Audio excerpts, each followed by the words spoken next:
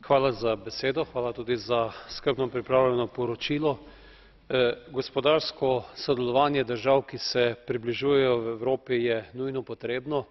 Bosna je gospodarsko v zelo dramatičnem položaju, zelo velika brezposelnost in v lanskem letu in predlanskem letu tudi velike poplave, ki so še dodatno prizadele to državo, resnično kličejo po pozitivnem benevolentnem odnosu Evrope do tega gospodarskega sodelovanja in odpiranja teh trgov.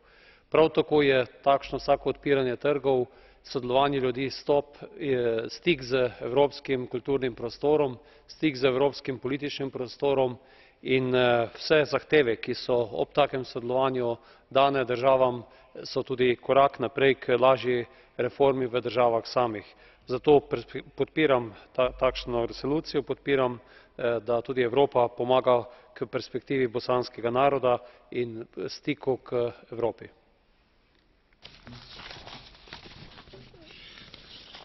Hvala.